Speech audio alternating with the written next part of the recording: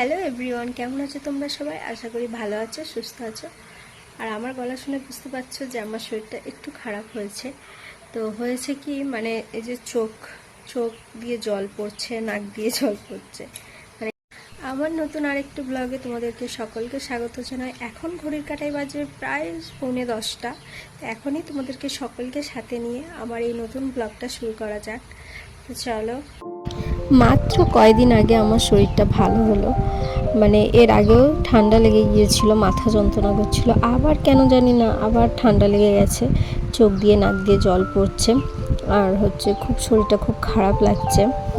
আমি কিন্তু বেশি জল ঘাঁটি না, মানে আমার প্রয়োজনটুকুই আমি করি, তাও কেন জানি না ঠান্ডা লেগে গেছে।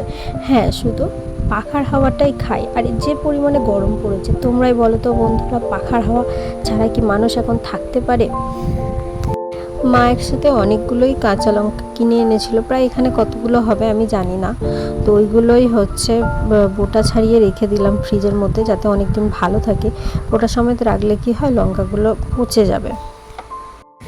আজ সকালে আমার খুব খেতে ইচ্ছা হয়েছে চিনি দিয়ে পরোটা, তাই আমি খুবই সামান্য পরিমাণ ভেতরে চিনি দিয়েছি, যাতে একটু মুখে মিষ্টি লাগে। কারণ চিনি খাওয়া একদমই ভালো না, গুড় খাওয়া অনেক ভালো, কিন্তু চিনি খাওয়া একদমই ভালো না।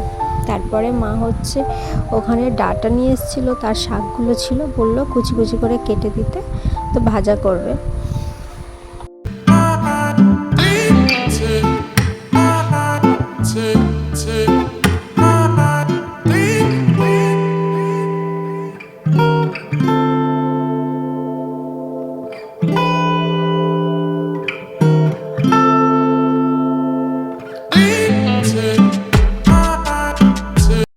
সকালের দিকে কি বলতো, আমি দেরি করে উঠতে পারি না, আমার ওই একই টাইম হয়ে গেছে। আর তোমাদের দাদাভাইও কাজে যায়, ওকে একটু রেডিও করে দিতে হয়। তো সেই সময় আমার যতই শরীর খারাপ হোক, আমি শুয়ে থাকতে পারি না, উঠে পড়ি। তাড়াতাড়ি উঠেই একটু শুয়েছিলাম, আর তারপরেই যেসব সমস্ত কাজগুলো ছিল করলাম। দুপুরে স্নান টান করে খাওয়া দাওয়া করে একটু শুয়েছিলাম, আর বিকেলবেলা উঠে দেখি আকাশের এই অবস্থা, তোমরা নিজেরাই দেখো। ওই তোর মায়াবী চোখ,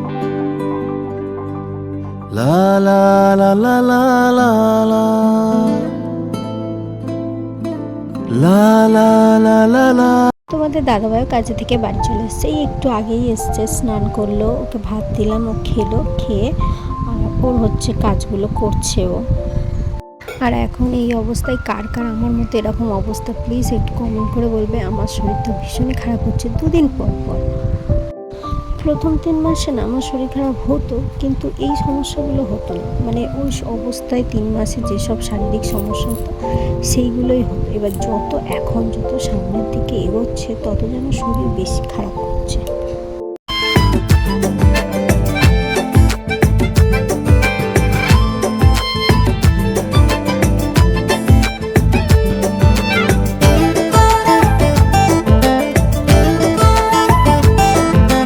বিকেলবেলা যেমন আকাশটা দেখলে, সেরকম কিন্তু একদমই ছিল না। মানে সকাল থেকে ও কাজে চলে যাওয়ার পর থেকে আকাশের অবস্থা খুবই খারাপ ছিল, মন খারাপ। বৃষ্টি কিন্তু একটুও হয়নি। আর আমি জামা কাপড়গুলো বাইরে দিতেও সাহস পাইনি, কারণ বারবার আমি সিঁড়ি দিয়ে ওঠানামা করে তুলতেও পারবো না, মেলতেও পারবো না, তাই ঘরেই দিয়ে দিয়েছিলাম। আর সন্ধ্যাবেলায় একটু আদা দিয়ে চা করেছিলাম। তোমাদের দাদাভাই পরোটা খাবে বলেছিল, বানিয়ে রেখেছিলাম। তো আজকের মতো ব্লগটা এখানেই শেষ করছি, টাটা।